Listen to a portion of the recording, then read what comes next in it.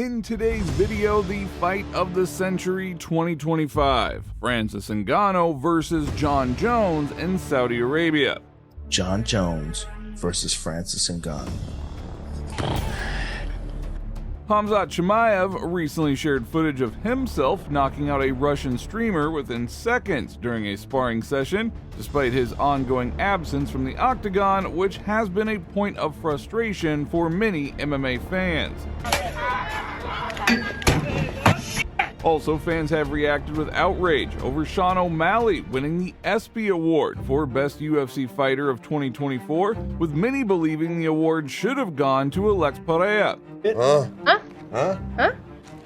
Shama. Dustin Poirier mocked Conor McGregor's injury, and other latest interesting news from the UFC world. So, let's start the video, but there is one request: do not forget to like and subscribe to the channel.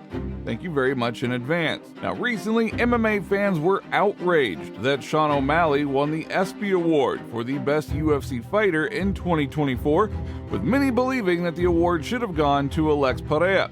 Now, Pereira supporters feel that his extraordinary performances and contributions to the sport over the past year should have earned him the prestigious recognition. After losing the UFC middleweight title to Israel Adesanya last April, Pereira made a seamless transition to the light heavyweight division. He marked his 205-pound debut with a split decision victory over Jan Blachowicz last July. Pereira then captured the vacant light heavyweight title by knocking out Yuri Prochazka in the second round at UFC 295. He defended the belt twice, first against Jamal Hill at UFC 300 in April, and then in a short notice rematch against Prochazka at UFC 303 just last month. Pereira's impressive run, which included saving several events, even earned personal thanks from UFC head Dana White. But despite all of these accomplishments, ESPN MMA announced that Sean O'Malley was the 2024 ESPY Best UFC Fighter.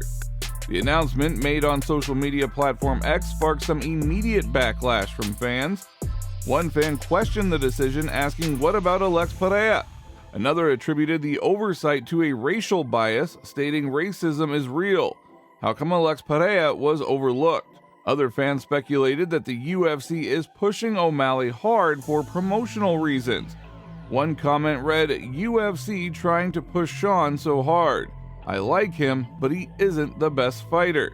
MMA Banter chimed in with Sugar Sean, "We love you, bro, but come on, man. Pereira has competed twice with 2 KOs.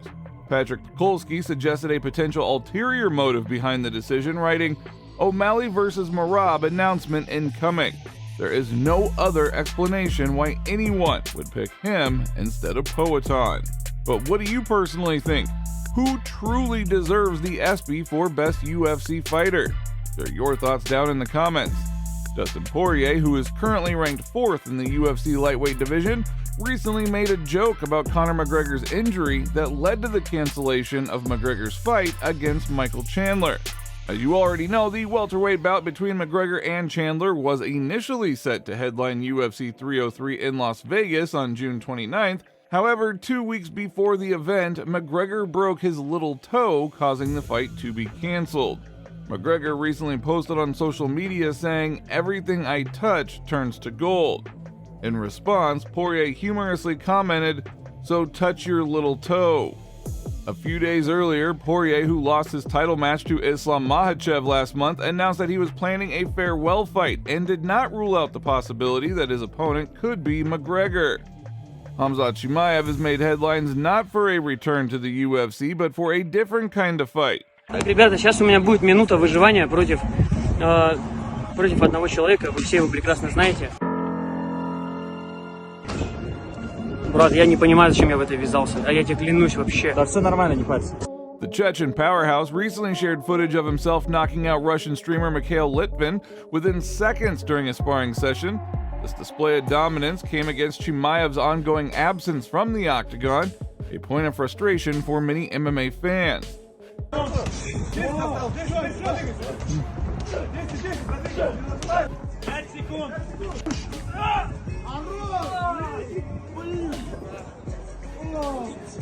Despite his absence from the octagon, he has kept himself in peak physical condition, often posting videos of his intense training sessions in various rugged environments, such as forests and mountains. However, this latest viral video of him pummeling Litvin has sparked mixed reactions from the MMA community. Social media erupted with comments questioning Chimaev's current focus and commitment to his UFC career. Critiques range from all of a sudden he isn't sick and is able to fight, to more pointed remarks like, so he's able to fight. Fans are eager to see him return to the octagon, where he boasts an impressive 13-0 record and holds the number 11 rank in the official middleweight standing. Now looking ahead, Chimaev plans to make his return at UFC 308 in Abu Dhabi.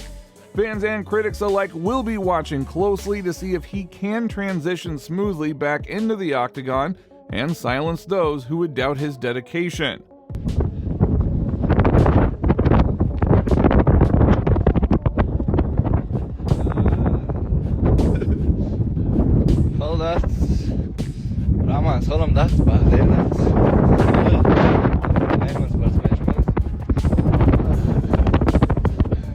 In the world of MMA, few fights generate as much buzz and anticipation as the potential clash between Francis Ngannou and Jon Jones.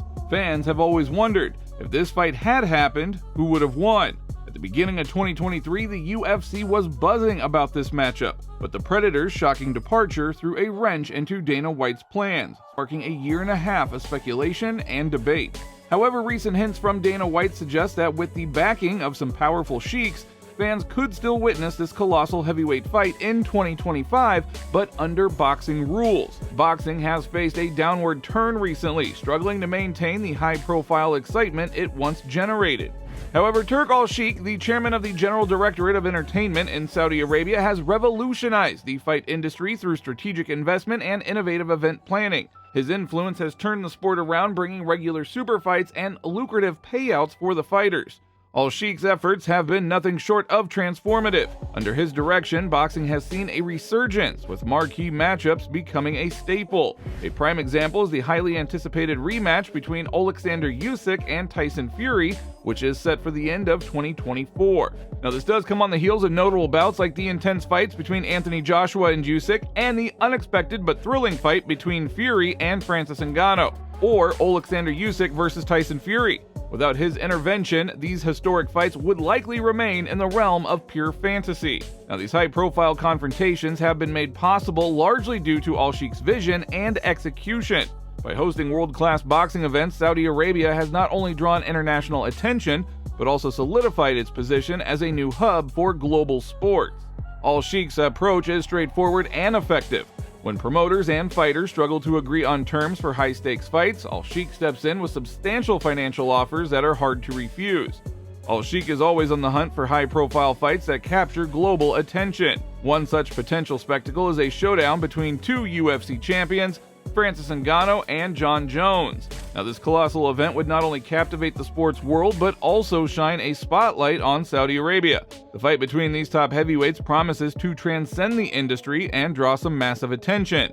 Dana White's stance on Ngannou has notably softened over time. Previously, White refused to even hear Ngannou's name, but now he acknowledges the significant strides Al-Sheikh has made in organizing some high-profile fights. White sees the value in collaborating with Saudi Arabia's affluent backers. While Jones remains a lucrative asset for the UFC, Ngannou, who is now contracted with PFL since May 2023, is open to facing Jones outside of the UFC framework. Despite signing with PFL and promising MMA bouts, Ngannou has yet to step into the cage, focusing instead on boxing. Now, if the highly anticipated match between Jon Jones and Francis Ngannou ever does happen, both fighters stand to receive the biggest paychecks of their careers. Ngannou, who earned about $30 million from 2 boxing matches, made significantly less in the UFC, even though a fight with Jones would have earned him about $8 million. The disparity in earnings between boxing and the UFC is stark. While the UFC does compensate Jones well, he has never complained about his earnings. The allure of a guaranteed purse of $20 to $30 million plus a percentage of the pay-per-view revenue is hard to resist. Ngannou left the UFC amid some controversy, and Dana White, the UFC boss, is unlikely to forget this. Moreover, White has historically refused to collaborate with competitors like PFL, mocking their policies and dismissing the idea of a joint event. Therefore, a cross-platform event under MMA rules is off the table. However, there is a precedent for a one-off boxing match. In 2017, Conor McGregor fought Floyd Mayweather after temporarily leaving the UFC. White could potentially let Jones fight Ngannou under boxing rules, especially if Al-Sheikh offers a substantial financial package. White and Al-Sheikh could negotiate to organize one of the most anticipated fights in history, with Al-Sheikh willing to pay almost any amount to make it happen. White, an astute businessman, would likely secure favorable terms, possibly including several additional UFC tournaments in Riyadh, with lucrative cards paid for handsomely by Saudi investors. The potential for tens of millions of dollars is a very strong incentive. But the ultimate decision rests with Jones, one of the greatest fighters in history. Known for his passion for his legacy, Jones is meticulous about the risks that he takes. Recently, Jones has devised a cunning scheme to protect his record. He proposed that the winner of the Tom Aspinall vs. Curtis Blaydes fight faces Alex Pereira. Now, if Pereira, a middleweight, can defeat a full-fledged heavyweight, Jones would then consider fighting him. But this strategic move indicates that Jones' reluctance to risk his record against a less favorable matchup. Jones might opt to fight Francis Ngannou under boxing rules, as this would not affect his pristine MMA record. But the question remains, will the controversial champion choose a high-profile boxing match with a paycheck worth tens of millions of dollars, or will he retire after the UFC 309 event? Yet the opportunity to face Ngannou in a high-stakes boxing match presents a unique chance to cement his legacy while securing an enormous payday. Ultimately, the decision is in Jones' hands. Whether he chooses to retire, continue in MMA, or take on Ngannou in boxing, his legacy as one of the greatest fighters will remain intact. As fans, we can only wait and see if the anticipated showdown with Ngannou will materialize, offering a fitting finale to Jones' illustrious career. But which fight would you like to see more? Jon Jones versus Ngannou according to boxing rules, or Jones versus Alex Pereira according to MMA rules? Leave your thoughts down in the comments, and if you like this video, do not forget to like and subscribe to the channel. We are close to reaching 75,000 followers, so thank you very much in advance. That is all for today. If you liked the video, don't forget to like and subscribe to the channel because it is very important to us, and thank you all in advance.